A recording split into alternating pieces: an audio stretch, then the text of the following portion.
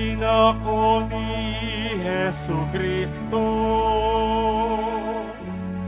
ang sakit ng mga tao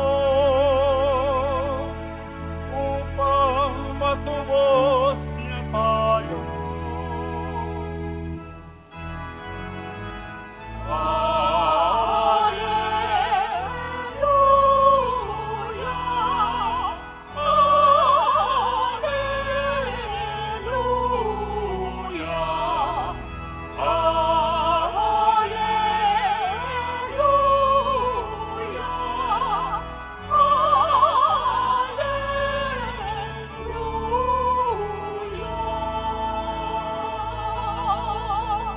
Sumainyo ang Panginoon, At sumaiyo rin. ang mabuting balita ng ating Panginoong Jesucristo ayon kay San Mateo.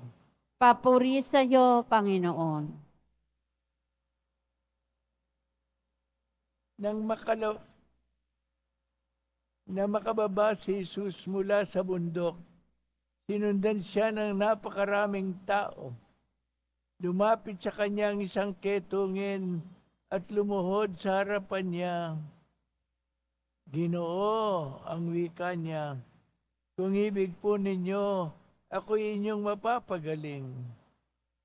Hinipo siya ni Jesus at sinabi, ibig ko, gumaling ka.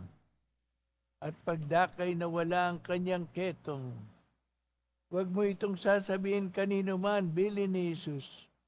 Pumunta ka't pasuri sa saserdote. Pagkatapos maghandog ka ng haing iniuutos ni Moises, bilang patuto sa mga tao na magaling ka na. Ang mabuting balita ng Panginoon. Pinupuri ka namin, Panginoong Heso Kristo. Magsiupo muna ang lahat.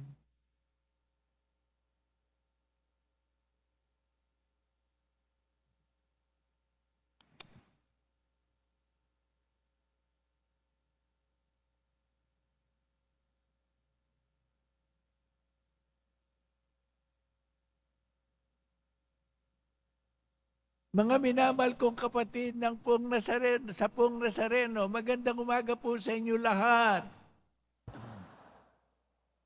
Napakasimple at napakaganda ng ating salaysay sa araw na ito.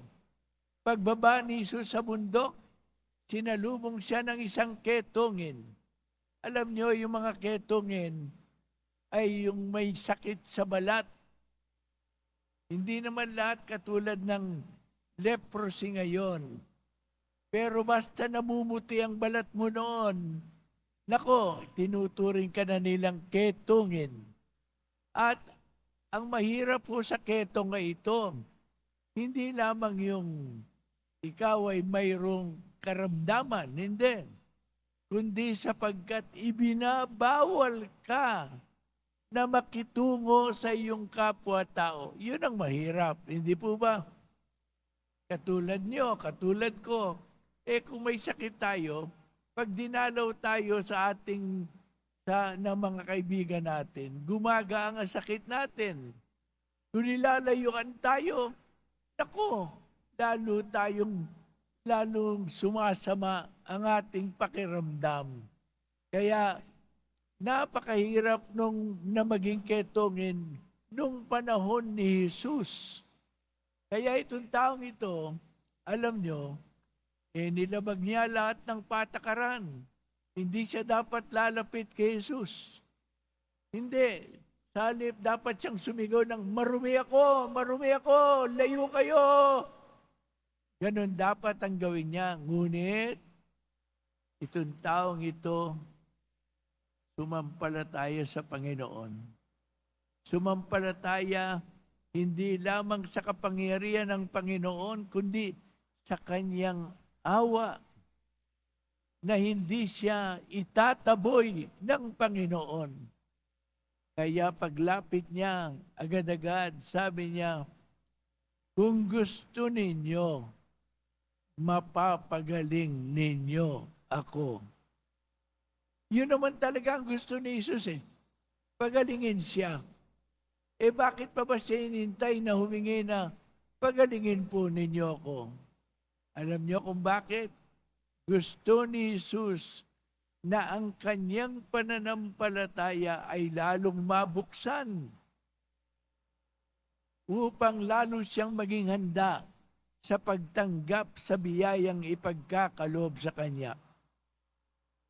Kaya naman ang Panginoon agad-agad nagsabi, gusto ko, gumaling ka. At yun, gumaling. At pinapunta niya sa mga pare para sa ganon, patunayan na siya nga ay magaling na wala na siyang sakit. Ganyan ang Panginoon. Tayo rin, nagsisipunta tayo dito. Huwag kayong mag-alinlangan na magsabi sa Panginoon, Lord, gustuhin mo lang, mangyayari ito sa akin. Walang imposible sa iyo at ikaw ay maawain. Kaya po, Panginoon, pagalingin mo ako. Hindi lang ang inyong sarili ang may pagdadasal ninyo. Pwede rin yung ipagdasal ang ibang mga minamahal ninyo sa buhay. Sabihin natin, Panginoong Hesus Nazareno, maawain ka. At hindi lamang maawain, makapangyarihan ka. Wala kang hindi kaya. Kaya, Panginoon, iniharap ko sa iyo ang aking sakit, ang aking pangangailangan, ang aking karamdaman, ang aking mga pinapasan sa buhay. Panginoon, maawa ka sa akin. Tulungan mo ako. At alam niyo, ang Panginoon, wika nga ng kanta, sabi ng kanta, God makes all things beautiful in His time. Oh. Tumitiyempo, Panginoon. Titiyempohan niya. Pagka tama ng panahon, ipagkakalob niya kung ito'y makabubuti sa iyo. Hindi niya ipagkakait ito. Kaya maglakas loob ka. Huwag kang mag-alinlangan. Lumapit sa Poong Nazareno at sabihin, Poong Nazareno, kaya niyo ito. Gustuin lang ninyo. Gagaling ako. Malulunasan ako. Tulungan mo ako. At umasa kayo sa kanyang tulong. Amen.